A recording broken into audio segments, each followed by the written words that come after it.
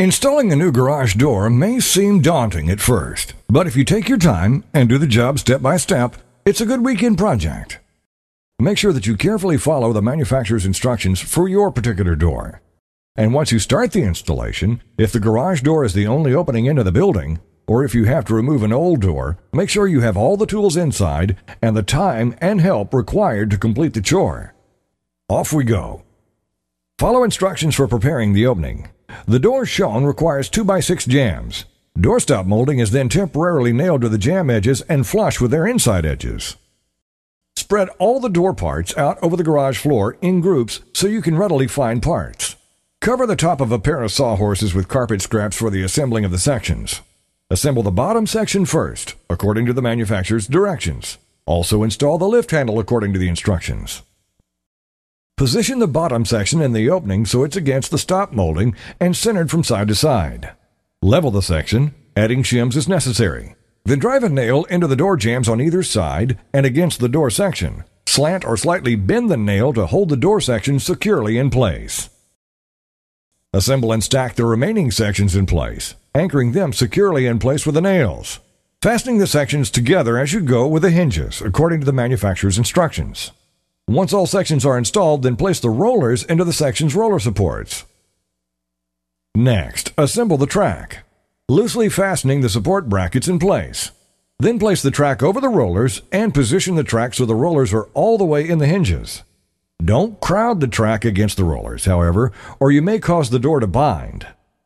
Once the track is properly positioned, drill pilot holes for the lag screws and fasten the track's holding brackets to the jambs.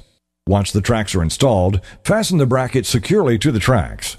Then, fasten the curved track sections in place to the horizontal sections. Temporarily support the outer ends of the horizontal tracks from the ceiling with a step ladder or rope, and then fasten the curved track sections and angle brackets to the vertical tracks. Make up the rear track hangers and anchor them to the ceiling. It is extremely important to position these correctly. The tracks must be level and square with the door as well as with each other. Measure diagonally between one of the hangers and the door corner. Then measure the opposite hanger to the door corner. The measurements should be the same. If not, adjust so the tracks are no less than 1/2 inch out of square. Also, make sure the measurements between the tracks are the same as the door. Then, fasten the tracks to the rear hangers. Make sure the hangers are solidly supported to carry the weight of the raised door. Adjust the top door section rollers so the top section is tight against the jamb. Install the exterior or interior locks as desired. Then install the pull rope on manually operated doors. Assemble and install the springs according to the manufacturer's instructions. With a helper or two, carefully raise the door to about halfway and prop it open on sawhorses or other strong support. Make sure the horizontal tracks are parallel with each side of the door and that the rollers are not out of the top brackets by more than 1/2 inch. Readjust the rear hangers if necessary. Again, with a helper or two, carefully raise the door into full open position and use C-clamps on the tracks to hold it in place. As you raise the door further, make sure the horizontal tracks are parallel and the rollers don't come out of the hinges or brackets.